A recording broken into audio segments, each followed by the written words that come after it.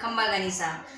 स्वागत है आपका अपने YouTube channel history by Vinod Kashyap पर। इससे पहले हम हिंदी की एक क्लास ले चुके हैं जिसमें हमने वन विचार के बारे में सामान्य जानकारी ली थी और वन विचारों में हमने पिछली क्लास में क्या पढ़ा मैं उसके बारे में आपको एक बार थोड़ा सा रिवाइज कर देती हूँ ताकि आपको भी ध्यान में आ जाए कि हाँ हमने पिछली क्लास में ये पढ़ा था और फिर उसके आगे चर्चा करेंगे कि आज की क्लास में हमें क्या पढ़ना है। सबसे पहले हमने वन विचार का अर्थ जाना था कि वन विचार क्या होता है। उसके बाद में हमने जाना कि वर्ण कितने प्रकार के होते हैं। हिंदी में वर्ण 44 प्रकार के होते हैं। इन 44 प्रकार के वर्णों को हमने दो भागों में बांटा था। कौन कौन से? एक स्वर और एक व्यंजन, जिसमें हम स्वर के बारे में बात कर रहे थे। स्वर की परिभाषा बताई थी, स्वर कितने प्रकार के होते हैं और फिर हमने स्वरों का वर्गीकरण किया था। किसके आधार पर? मात्रा के आधार पर। मात्रा के आधार पर सामान्यतः दो प्रकार के, मात्रा, समय, अवधि, इसके आधार पर वर्गीकरण किया था और इसके आधार पर कितने प्रकार के बताए थे? 3 प्रकार के। सामान्यतः कितने होते हैं? 2 प्रकार के, लेकिन मैंने आपको एक तीसरा भी बताया था, प्लुत स्वर। ठीक है, जिसमें मैंने आपको कौन सा बताया था? हरिसु स्वर, जिसमें बहुत कम समय लगता है। दीर्घ स्वर, जिसमें दुगना समय लगता है। प्लुत स्वर, जिसमें दोनों से ही ज्यादा समय लगता है, तिगुना समय लगता है। ये मैंने आपको बताया था। फिर उसके बाद में मैंने बताया था कि 3 प्रकार की ध्वनियां होती है, जिसमें कौन कौन सी ध्वनियां होती है कि अंग, अह और चंद्र बिंदु। ये मैंने आपको बताया था पिछले वीडियो में। और पिछले वीडियो में मैंने आपको इस विसर्ग की कंप्लीट चर्चा कर दी थी, विसर्ग के बारे में बता दिया था क्या होता है। तो अब इस वीडियो में हम चर्चा करेंगे ये अनुस्वार, और इसको मैंने आपको बताया था चंद्र बिंदु बोलते हैं और क्या बोलते हैं? अनुनासिक। तो अब इस वीडियो में हम अनुस्वार और अनुनासिक के बारे में जानकारी लेते हैं। चलिए चलते हैं कि ये अनुस्वार क्या होता है और ये अनुनासिक क्या होता है। सबसे पहले हम चर्चा करते हैं अनुस्वार। ये भी क्या किस में ही आ जाते हैं? स्वर में ही आ जाते हैं। सबसे पहले हम चर्चा करेंगे अनुस्वार की। इसको क्या बोलते हैं? अनुस्वार। अनुस्वार की परिभाषा क्या है? जिन ध्वनियों के उच्चारण में वायु नाक के द्वारा बाहर निकलती है, जिन ध्वनियों के उच्चारण में वायु नाक के द्वारा बाहर निकलती है, उसे क्या बोलते हैं? अनुस्वार। इसकी परिभाषा लिखने की जरूरत नहीं है क्योंकि आप सुन के याद कर सकते हो। और इसका मैं उदाहरण आपको बता दूंगी। जैसे अब नाक से मतलब कि जो बोलते हैं ना, उसकी नाक से आवाज आती है। जैसे अंग, संगम, जैसे मैं आपको बोल के बता रही हूं, अंग, संगम, संहार। तो ये बीच में जो अंग की आवाज आ रही है ना, अंग, ये नाक से आवाज आ रही है, इसलिए ये किसको क्या बोलते हैं? अनुस्वार। अब दूसरा क्या था? अनुनासिक। इसको इसके 2 नाम थे, क्या बोलते थे इसको? एक चंद्र बिंदु, क्या बोलते हैं? चंद्र बिंदु। और दूसरा इसका क्या नाम है? अनुनासिक। दूसरा इसका क्या नाम है? अनुनासिक। अनुनासिक क्यों बोलते हैं इसको, ये मैं आपको बताती हूँ कि इसमें क्या है कि उच्चारण करते समय ध्वनि है जो नाक और मुंह दोनों से बाहर आती है, नाक और मुंह दोनों से बाहर आती है, उसको क्या बोलते हैं? अनुनासिक। क्या बोलते हैं? अनुनासिक। अब अनुनासिक लिखते कैसे है? ये जो चंद्र बिंदु होता है इसको क्या बोलते हैं? अनुनासिक। ये क्या है? आंख। ठीक है, जिस तरह से चांदनी, चांद, मैं। अब आपको एक बताती हूं, मैं। अब मैं में जो ये लगा है ये क्या है? चंद्र बिंदु। इसको क्या है? अनुस्वार नहीं मानना, क्योंकि आपको दिखाई देगा कि अकेला बिंदु है। इसके बारे में चर्चा हम आगे करेंगे, मैं आपको डिटेल से बताऊंगी कि ये क्या चीज है। अब हमने बात करते हैं एक शब्द जिसको लिखते हैं ऊंघना। ये क्या है? ऊंघना।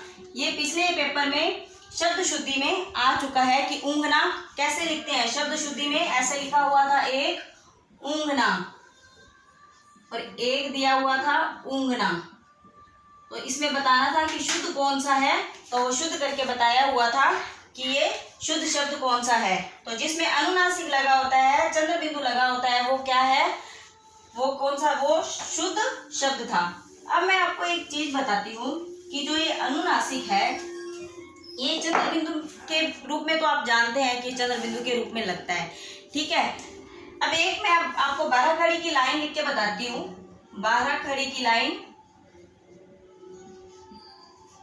12 खड़ी की एक लाइन लिखते हैं, उसमें अपने देखते हैं। जैसे कै, का, की, कु,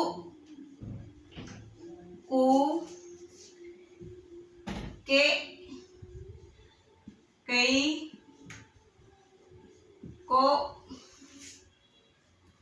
कऊ, कम और कै।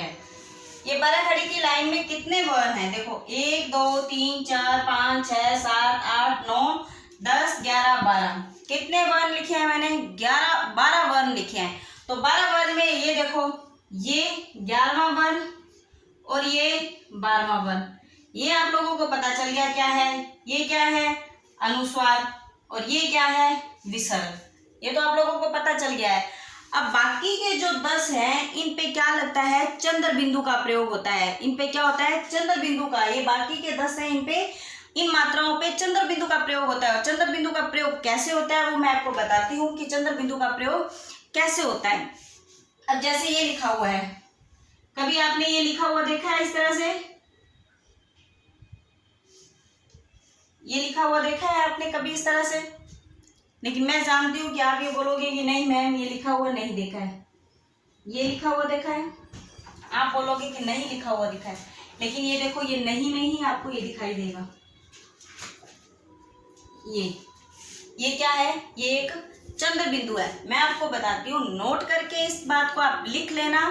वीडियो को स्टॉप करके बाद में इस लाइन को आप लिख लेना, जो मैं आपको बोल के बता रही हूँ कि शिरोरेखा पर, ये जो शिरोरेखा पर जो मात्रा होती है, उस पर जो बिंदु लगाया जाता है उसको अनुनासिक बोलते हैं। उस पर जो बिंदु लगाया जाता है, जैसे मैंने ये लगाया, इसको अनुनासिक बोलते हैं। और इस अनुनासिक का मतलब ही क्या होता है? चंद्र बिंदु के रूप में लिखा जाता है।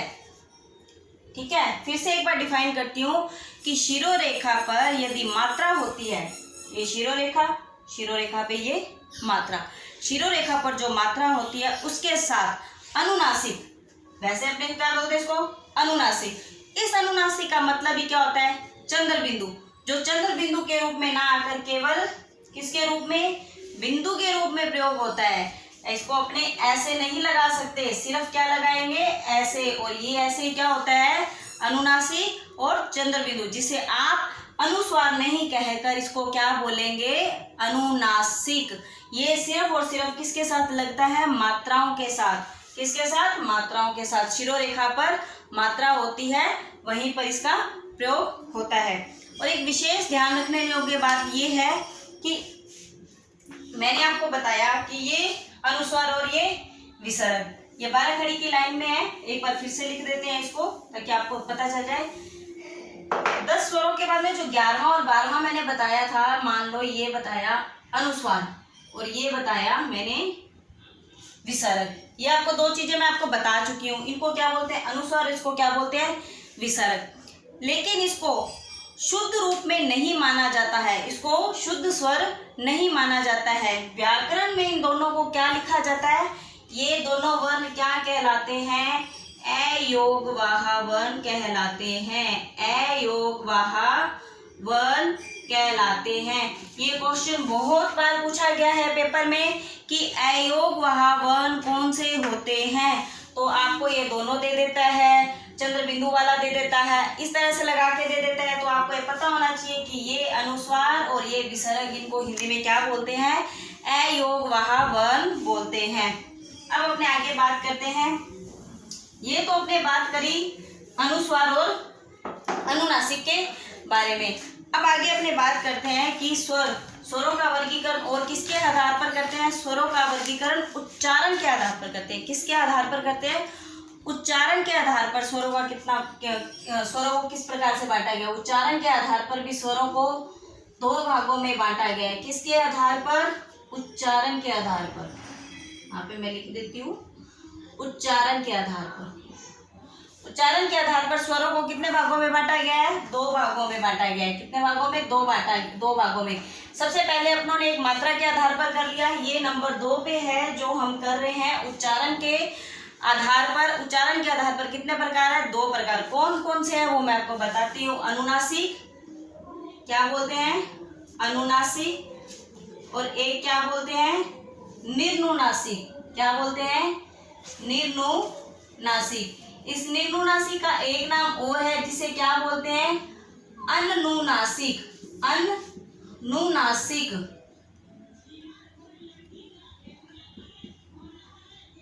अनुनासिक जिसे क्या बोलते हैं, अनुनासिक। अब ये अनुनासिक, अनुनासिक किसे बोलते हैं कि वायु है जो मुख के साथ साथ नाक से भी बाहर निकलती है। मुख के साथ साथ नाक से भी बाहर निकलती है। मुख व नाक से जो वायु बाहर निकलती है उसे क्या बोलते हैं, अनुनासिक स्वर बोलते हैं। और निर्नुनासिक में क्या होता है, निर्नुनासिक में क्या होता है कि केवल वायु है जो उच्चारण करते समय केवल और केवल मुख से बाहर निकलती है। इसमें केवल और केवल मुख से बाहर निकलती है। जिस प्रकार ये अनुनासिक मुख और नाक से बाहर निकलती है। और ये अनुनासिक अभी मैं आपको पीछे बता चुकी हूँ। अनुनासिक जो है वो स्वरों के ऊपर, जो मात्राओं के ऊपर लगता है। स्वर की जो मात्रा होती है व्यंजन के ऊपर लगाई जाती है, चंद्र बिंदु के रूप में लगाकर इनको लिखा जाता है। ठीक है। निर्नुनासिक, निर्नुनासिक में जो वायु है वो केवल और केवल मुख से बाहर निकलती है। और जो वर्णमाला के सभी स्वर हैं 11 स्वर, ये क्या माने जाते हैं, निर्नुनासिक और अनुनासिक माने जाते हैं। ये 11 स्वर लिखने की जरूरत है नहीं, क्योंकि मैं आपको पहले बता चुकी हूँ कि स्वर क्या होते हैं, वो आप जानते हो। 11 स्वर कौन से होते हैं, ए, आ, ई, ऐसे लेकर औ तक। ये क्या होते हैं, 11 स्वर, जिनको क्या बोलते हैं, निर्नुनासिक और अनुनासिक। अब अपने एक तीसरा पार्ट करते हैं जिसका क्या है, जीवा के आधार पर। जीवा के आधार पर भी क्वेश्चन बहुत पूछे जाते हैं कि जीवा के आधार पर कौन सा स्वर कहाँ से बोला जाता है, कौन सा स्वर कहाँ से बोला जाता है, बहुत आते हैं। ये है 3 नंबर का किस पे है, जीवा के आधार पर।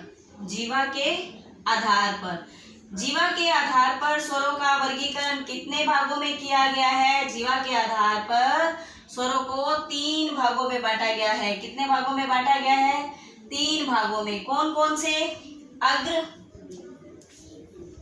मध्य और पश्च। जीव के आधार पर कितने भागों में बांटा गया है, अग्र, मध्य और पश्च। अब एक जीभ बनानी तो नहीं आती है, लेकिन कोशिश करते हैं कि जीभ कैसे बनती है। ये अपनी होती है जीभ। ये क्या होती है, जीभ। ये जीभ का क्या होता है, अग्रभाग। ये क्या होता है, मध्य भाग। और ये क्या होता है, पश्च भाग। ठीक है, ये क्या होता है, पश्च भाग। और अग्रभाग, अब मैं आपको बताऊंगी कि अग्रभाग से कौन कौन से स्वर बोले जाते हैं। जिन स्वरों के उच्चारण में जीवा का आगे का भाग सक्रिय रहता है, आगे का भाग सक्रिय रहता है, उसे क्या बोलते हैं, अग्र स्वर बोलते हैं। वो अग्र स्वर कौन कौन से होते हैं मैं आपको बता देती हूँ। ई,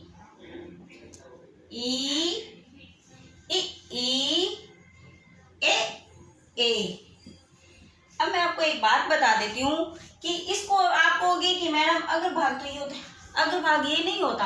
अग्रभाग जिह्वा का ये माना जाता है। ये अब ये आपको मैं आगे बताऊंगी, आगे इनका वर्णन आएगा तब आपको ये पता चल जाएगा कि मैडम ने अग्रभाग क्यों बताया। ये अपने कंठ से लगती है ना जहाँ पे, उसको बोलते हैं अग्रभाग। ठीक है, इसको जीवा का अग्रभाग बोलते हैं। तो अग्रभाग से कितने स्वर बोले जाते हैं, 4। कौन कौन से, ई, ए। आप इसको उच्चारण करके देखोगे तो आपको पता चलेगा। फिर है मध्य स्वर। मध्य स्वर जिसमें जीवा का मध्य भाग सक्रिय रहता है। मध्य भाग किसमें सक्रिय रहता है, ये आपको पता है। कौन सा स्वर होता है, ए। इसमें कुछ नहीं, बस मध्य भाग सक्रिय रहता है। और पश्च भाग जिसमें जीवा का पीछे का भाग सक्रिय रहता है। पीछे का भाग ये सक्रिय रहता है। इसको क्या बोलते हैं, पश्च भाग। जैसे आ, उ, ओ। मैं आपको बताती हूँ, आ, उ, ऊ, ओ, औ। और एक इसमें है ओ। ये ओ है जो चंद्र बिंदु नहीं लगता, सिर्फ ऐसे होता है। ये ओ है, ये अंग्रेजी भाषा का है। किसका है, अंग्रेजी भाषा का स्वर है। लेकिन इसको हिंदी में ग्रहण किया गया है, इसको हिंदी में ग्रहण कर लिया गया है, इसलिए इसको क्या बोलते हैं? ग्रहित स्वर। क्या बोलते हैं इसको? ग्रहित स्वर बोलते हैं। ग्रहण किया गया इसलिए इसको क्या बोलते हैं? ग्रहित स्वर। ये अंग्रेजी के शब्दों में यूज होता है, जैसे डॉक्टर, कॉलेज, ऐसे शब्दों में इसका यूज होता है। जब अपने लिखते हैं ना ऐसे डॉक्टर, कॉलेज, तब इसका यूज होता है, तब इसका प्रयोग किया जाता है। इसका प्रयोग किया जाता है तो इसका जीवा के किस आधार पर इसका प्रयोग किया जाता है? पश्च के आधार पर, जीवा के पश्च भाग के आधार पर। आपको ये पूछा जाएगा ये ओ स्वर है, जीवा के आधार पर ये कौन से भाग से बोला जाता है? अग्र भाग से, मध्य भाग से, पश्च भाग से। तो आप क्या बताओगे इसको किस भाग से बोला जाता है? पश्च भाग से बोला जाता है। आशा करती हूँ कि आपको समझ में आ रहा होगा और अच्छे से ध्यान से अगर इसको पढ़ोगे तो समझ में आएगा। अगर आप इसको ऐसे ऊपर से कि हाँ ठीक है आता है, इसमें पेपर में बहुत क्वेश्चन आते हैं जो ये टॉपिक बहुत अपने को आसान लगता है, लेकिन इसमें बहुत ही बारीकियां होती हैं, बारीकियों से इसको समझा जाता है। अब अपने करेंगे नेक्स्ट 4 नंबर का, किसके आधार पर? ओष्ठ के आधार पर। किसके आधार पर? ओष्ठ के आधार पर। ओष्ठ के आधार पर स्वरों का वर्गीकरण कितने प्रकार से किया गया है? ओष्ठ के आधार पर 2 प्रकार से। अब ये पता है ओष्ठ के आधार पर कौन से? एक व्रतामुखी और एक अव्रतामुखी। इसको व्रतमुखी भी बोलते हैं, अव्रतमुखी भी बोलते हैं। व्रता भी कर लो चाहे व्रत कर लो, ठीक है? व्रतमुखी और अव्रतमुखी, ठीक है? व्रतमुखी जिसमें बोलते समय जो होठ है वो गोल हो जाते हैं उसे व्रतमुखी बोलते हैं, और जिसमें होठ गोल नहीं होते हैं, अन्य किसी तरह का आकार बनता है, उसे अव्रतमुखी बोलते हैं। अब व्रतमुखी में कौन कौन से स्वर आते हैं? जैसे उ, ओ, ओ, ये क्या है? व्रतामुखी, जिसमें कि जो अपने होठ है वो क्या हो जाते हैं? गोल हो जाते हैं। ओष्ठ, ओष्ठ मतलब होठ, होठों के आधार पर इसको बोला गया है, ये क्या हो जाते हैं? गोल हो जाते हैं, इसलिए इसको क्या बोलते हैं? व्रतामुखी, ठीक है? मैं आपको बोल रही हूँ, आपको पता चल रहा होगा कि एक व्रत के टाइप बन रहा है, पूरा व्रत नहीं लेकिन व्रत के आकार को हो जाता है। ओ और ओ। अव्रतामुखी जो बाकी स्वर बचे हैं वो अव्रतामुखी में। इसमें क्या है? मुख गोल नहीं होता है, सीधा बोला जाता है, या इसको अलग तरह से इसकी मतलब कि वो शेप बनती है, जैसे ए,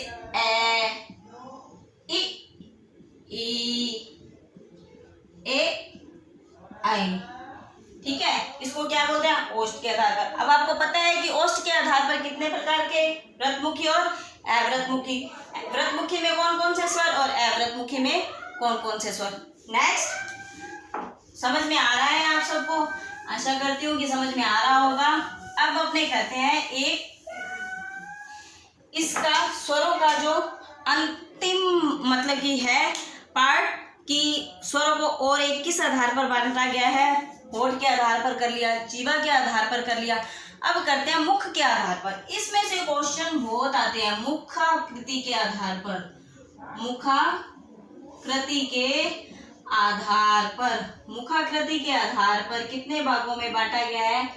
4 भागों में बांटा गया। मुखाकृति के आधार पर कितने भागों में बांटा गया है? इसको 4 भागों में। ये इम्पोर्टेंट,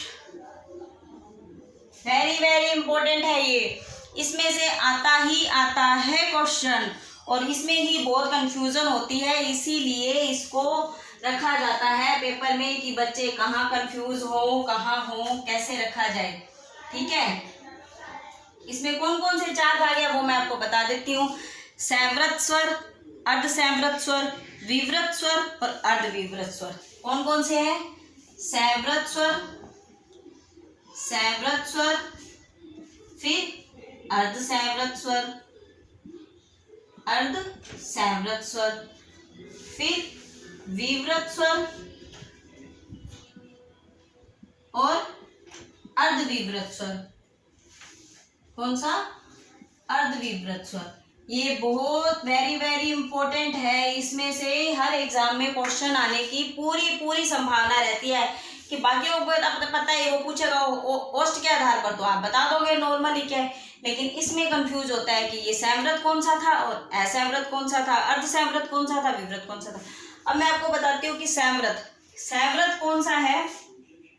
देखो, जिसमें जिन स्वरों के उच्चारण में मुख कम खुलता है, जिन स्वरों के उच्चारण में मुख कम खुलता है, स्वरों के उच्चारण में कम मुख खुलता है, जिन स्वरों के उच्चारण में, क्योंकि अपने बात किसकी कर रहे हैं, स्वरों की, तो स्वरों के उच्चारण में ही कम मुख खुलेगा।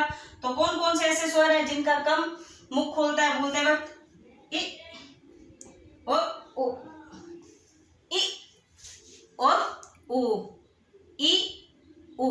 अब आप देख रहे हो मैं कैसे बोल रही हूँ, मेरा कितना का मुख खुल रहा है, इ उ, ठीक है। और ये अर्धसैमव्रत, जिन स्वरों के उच्चारण में मुख सैमव्रत स्वरों से थोड़ा सा अधिक, सैमव्रत स्वरों से थोड़ा सा अधिक। अब मैं यहाँ पे लिख देती हूँ, सैमव्रत स्वरों से थोड़ा अधिक, ज्यादा नहीं, बस बिल्कुल थोड़ा अधिक खुलता है, उसको क्या बोलते हैं? अर्धसैमव्रत स्वर बोलते हैं। अर्धसैमव्रत स्वर कौन कौन से हैं? ए, ओ, क्या है? ए और ओ। अब मैंने बोला था इ, उ, ए, ओ, ठीक है। अब नेक्स्ट आता है विव्रत स्वर। विव्रत स्वर क्या है कि जिनके उच्चारण में मुख अधिक खुलता है, जिनके उच्चारण में मुख अधिक खुलता है। अब ऐसा एक ही स्वर है, आपको पता है, जिसमें मुख अधिक खुलता है, कौन सा? आ। किसमें खुलता है? आ। अब आप देख ही रहे हो कि मैं आपको बोल के बता रही हूँ तो कैसे खुल रहा है, आ, कितना खुल रहा है। सबसे अधिक मुख किसमें खुलता है? विव्रत स्वर में खुलता है। अब अगला आता है अर्धविव्रत स्वर। इन अर्धविव्रत स्वर में क्या है कि इसमें मुख है जो अर्धविव्रत स्वर से थोड़ा सा कम, अर्धविव्रत स्वर में विव्रत से थोड़ा सा कम और सैमव्रत से थोड़ा सा अधिक। इसका क्या है? विव्रत से थोड़ा सा कम और सैमव्रत से, अर्धसैमव्रत से थोड़ा सा अधिक खुलता है। समझ में आई? अर्धविव्रत में क्या है? विव्रत से थोड़ा सा कम, अर्धसैमव्रत से थोड़ा सा अधिक, उसे क्या बोलते हैं? अर्धविव्रत। अर्धविव्रत स्वर कौन कौन से कहलाते हैं? अर्धविव्रत स्वर कौन कौन से कहलाते हैं? ए, आई और ए, आई और औ। ये क्या है? अर्धविव्रत स्वर, ठीक है। अब मैंने आपको स्वरों के बारे में संपूर्ण जानकारी दे दी है। आशा करती हूँ कि आपको ये समझ में आया होगा और आपसे यही उम्मीद करती हूँ कि आप वीडियो को लाइक और शेयर जरूर करना, ताकि मैं मोटिवेट होती रहूँ और ताकि आपके सर भी हैं कि मुझे इस चैनल पे आने का मौका देते रहें। उनको लगेगा कि हाँ, कि अच्छा पढ़ाया है मैम ने, बच्चों का रिस्पॉन्स अच्छा है, तभी वो मुझे नेक्स्ट वीडियो के लिए बुलाएंगे, वरना नहीं बुलाएंगे। इसके बाद में अगर सर ने मुझे आगे बुलाया, आगे की क्लास के लिए बोला, तो मैं आगे की, आपको पता है इसके दूसरा पार्ट कौन सा है, स्वर करवा दिए, अगले में क्या करवाऊंगी? व्यंजन के जितने भी पार्ट बनेंगे वो आपके सामने पेश कर दूंगी। नमस्कार।